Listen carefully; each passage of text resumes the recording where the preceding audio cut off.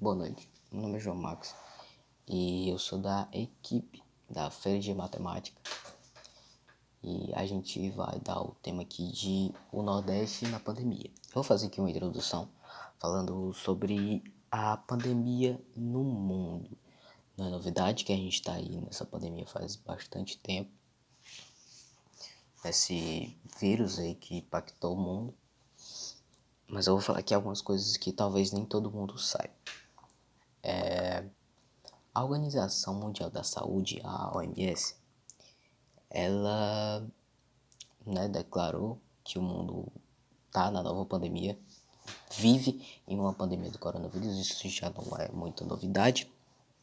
Mas um detalhe muito importante é que um reconhecimento delas disse muito uma realidade, de que a nossa estratégia de tentar conter, estabilizar essa doença, infelizmente não está dando muito certo. Tanto que a contagem mais recente do número de casos no mundo todo foi de mais de 80 mil casos na China, mais de 10 mil na Itália e 9 mil no Irã. No total, de todas as pessoas, mais de 4 mil morreram. É bem triste. E outra organização que falou um pouco, uma curiosidade sobre essa pandemia, foi o Centro de Controle e Prevenção de Doenças, o CDC. E falar aqui sobre a diferença de epidemia e pandemia. Muita gente fala errado, né? A gente está vivendo uma pandemia agora. Uma epidemia se trata basicamente de uma doença, um vírus, né? Que é meio que caracterizado por um aumento, muitas vezes repentino, muito rápido, muito do nada. E o número de casos, assim, é realmente muito mais alto do que o normal, assim, muito mais alto do que eu esperava. Já uma pandemia se refere a uma epidemia que se alastrou, que se proliferou, e é isso. Basicamente essa é a diferença entre epidemia e pandemia. A gente está vivendo uma pandemia.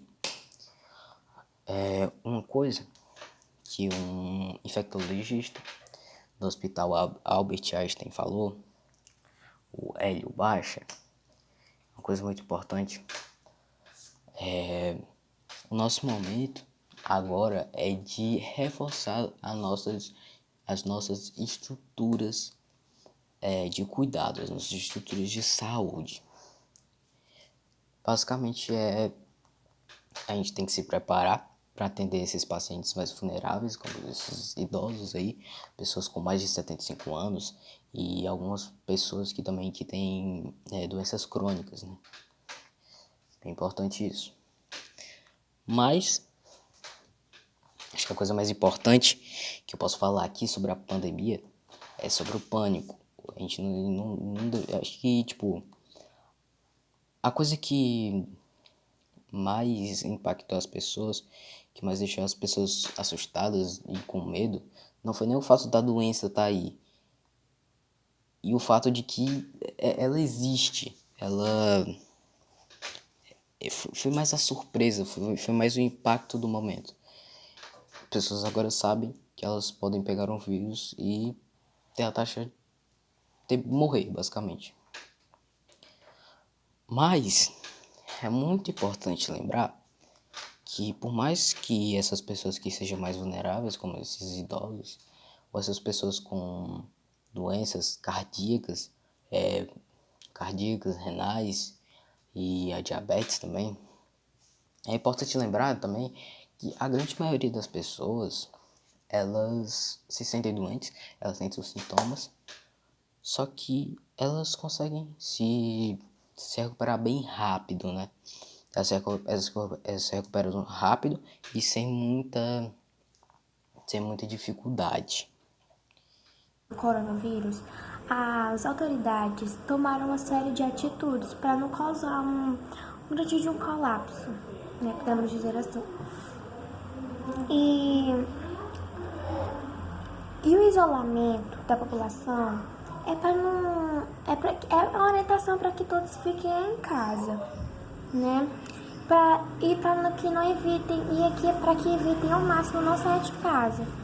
Mas essa quarentena também gera uma série de impactos na vida da população, como os fechamentos dos comércios, bares, restaurantes e outras atividades que afetam a vida da população, porque fornece dinheiro para ajudar na família, as compras, na alimentação. Isso afeta sim muitas famílias, né? Aí afeta também a economia diariamente. E o isolamento atinge os trabalhadores autômatos, os que possibilitam de trabalhar, né? E o problema é que, ficando mais tempo em casa, as pessoas aumentam o consumo de serviços básicos, como energia elétrica, água, a telefonia.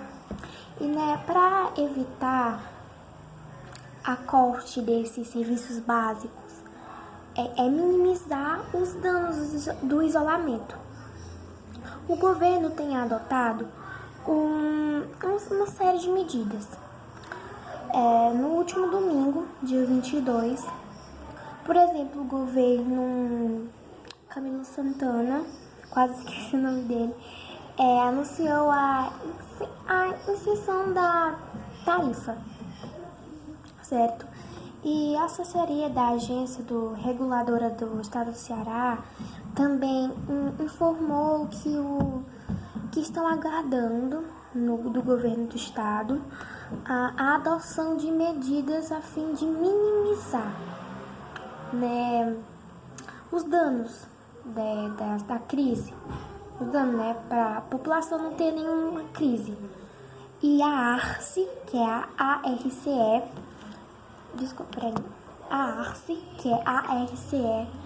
que ela é responsável por públicos do saneamento básico,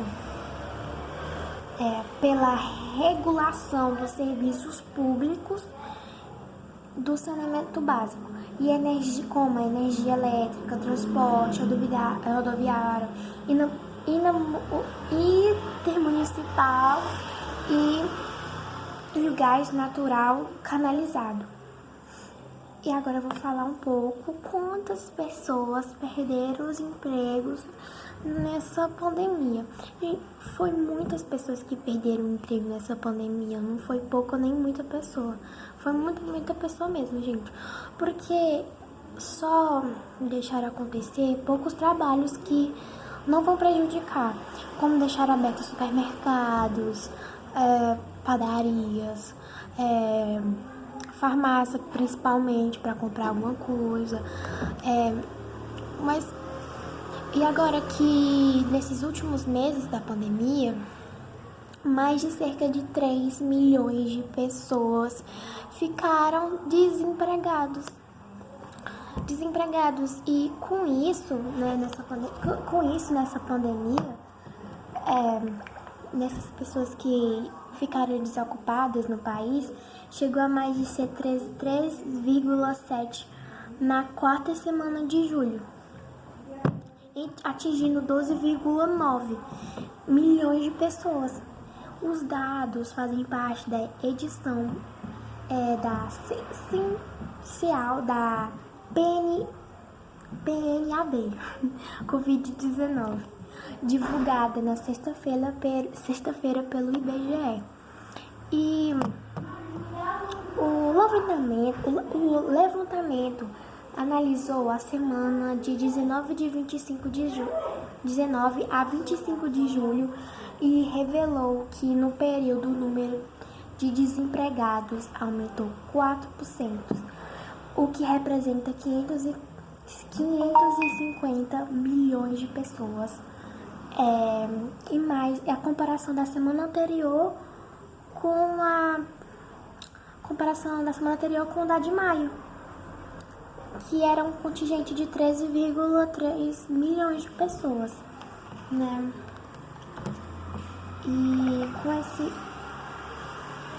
E quando teve esse início, a pesquisa, esse número era de 9,8 milhões de pessoas.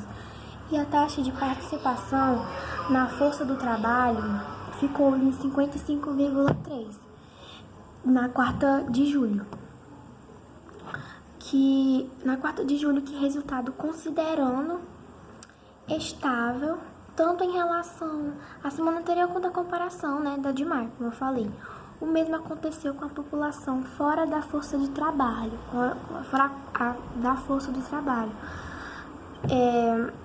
que são aqueles que não estavam trabalhando, certo? Nem procuraram trabalho, nem faziam de ter uma força que estava só em casa, fazendo nada, não procurava também a busca de um trabalho.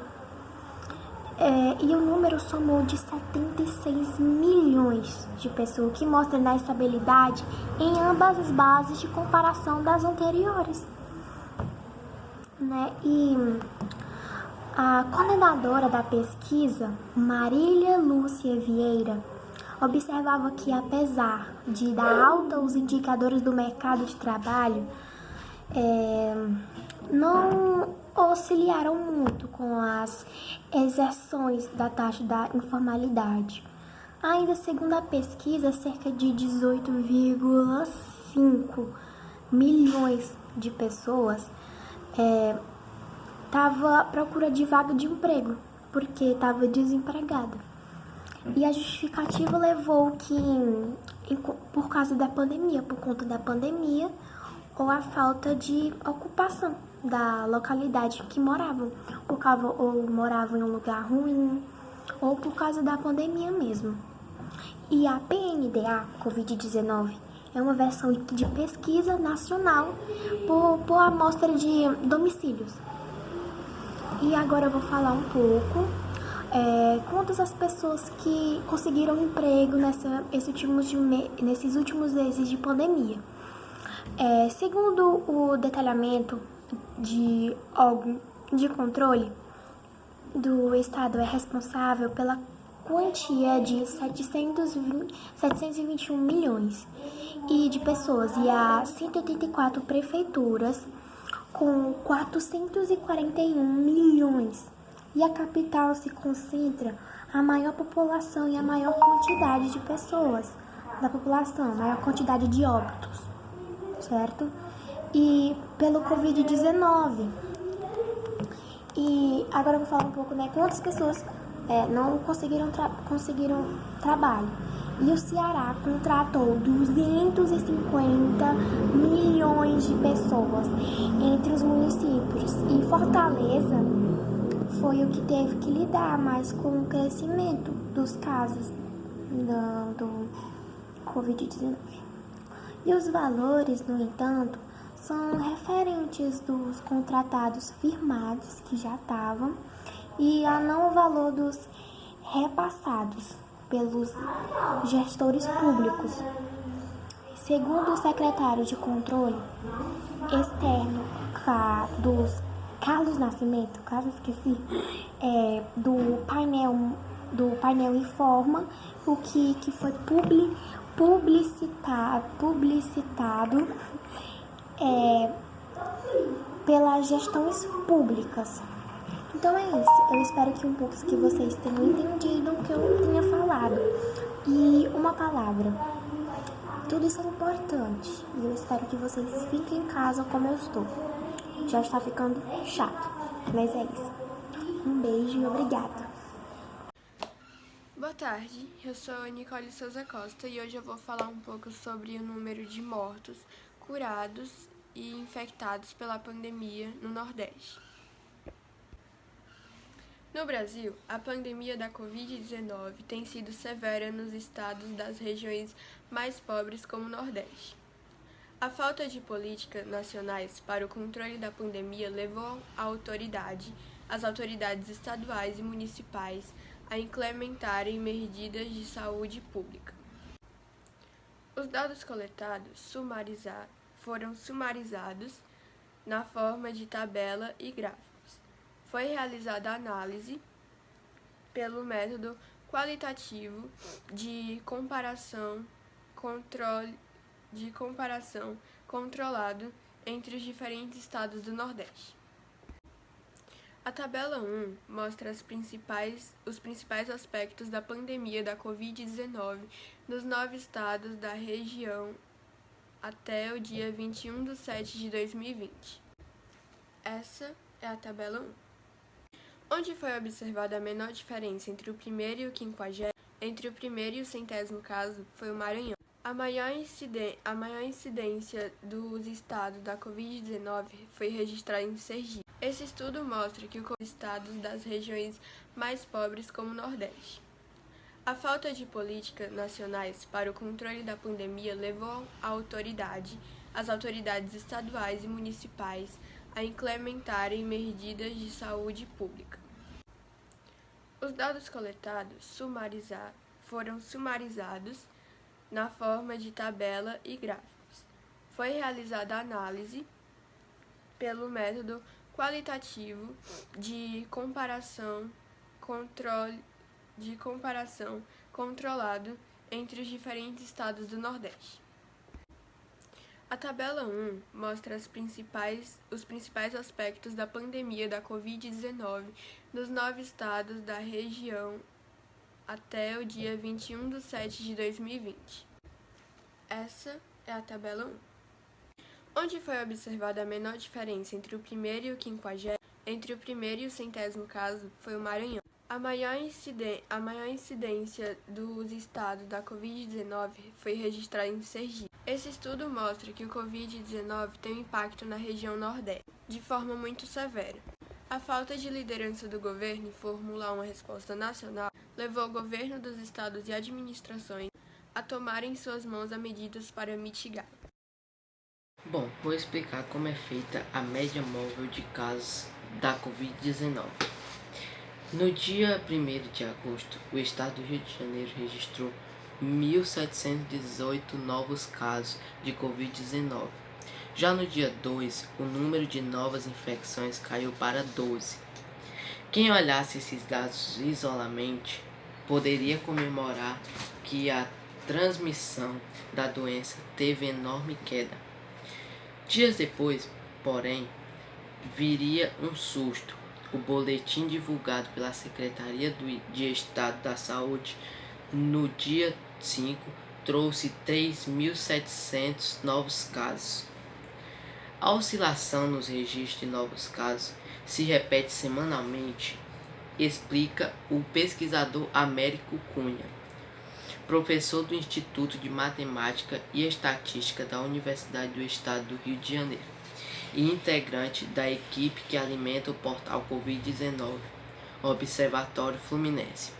O dia 2 de agosto, com 12 novos casos, foi um domingo, assim como o dia 26 de julho, que teve 32 casos, e no dia 12 de julho, que teve apenas 9. Já o dia 5 de agosto, com 3.700, foi uma quarta-feira, mesmo dia da semana que o dia 29 de julho, quando mais de 2.000 casos foram confirmados. Como saber, então, a velocidade com que a doença está avançando? Para prosseguir, entender a tendência da pandemia, além dessas oscilações entre dias de semana e fins de semana, os pesquisadores calculam a média móvel de casos em vez de contabilizar apenas os casos registrados nas últimas 24 horas. Essa forma de análise soma os dados mais recentes com os dos 6 dias anteriores, dividindo o resultado por 7. A Fiocruz, Fundação Oswaldo Cruz, o resultado desse cálculo é uma leitura que leva em conta a influência de todos os dias da semana e pode ser atualizada diariamente, evitando análises precipitadas como a de que a pandemia pode ter freado num domingo e acelerado numa terça-feira. Ao considerar sempre todos os dias da semana, a média móvel de casos em 7 dias poderá ponderar o representamento de notificações que ocorrem nos fins de semana.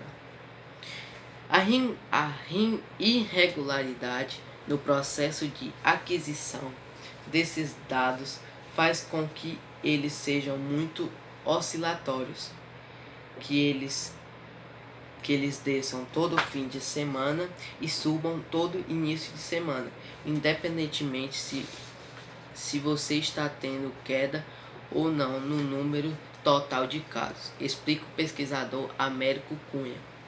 A média móvel vem para suavizar isso e remover essa tendência de oscilação que atrapalha na análise. É uma ferramenta que consegue filtrar os dados para dar uma melhor visão do comportamento de tendência. A queda de registros nos fins de semana tem a ver com a redução de pessoal disponível para preenchê-los, seja por redução de equipe ou por fechamento de unidades de saúde ou setores responsáveis por informar os dados às autoridades sanitárias. Esses profissionais retornam na segunda-feira e atualizam as planilhas não apenas com os casos daquele dia, mas com os que aguardavam para serem preenchidos. Cunha aconselha que os cidadãos interessados em acompanhar os dados sobre a pandemia devem prestar atenção principalmente na média móvel do número de novas mortes.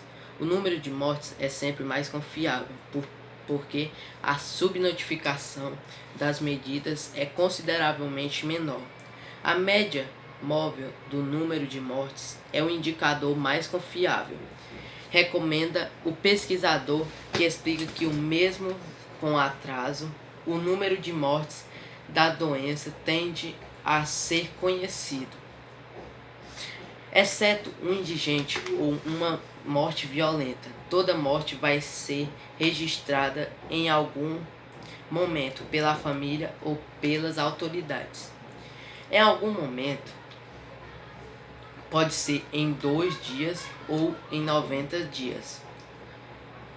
Você vai saber todas as mortes que ocorreram em um dia e pelo menos a causa nominal delas. Aqui foi registrada. Explica ele que compara com a relação ao número de casos. Por outro lado, tem muita gente que teve a doença, não sabe que teve e nunca vai saber, porque não vai fazer testes retroativos em massa na população para saber todos os casos que aconteceram. Tudo que a gente faz hoje demora até 14 dias para ter um resultado. Se fizer um lockdown hoje, daqui a 14 dias em média, vai começar a haver uma redução de casos, falou o pesquisador Américo Cunha. Bom, é assim que é feita a média móvel de casos. Uma boa tarde. Para falar um pouco sobre os cuidados que a gente tem que ter em meio a toda essa pandemia. Bom, primeiro de tudo, a gente precisa ter a consciência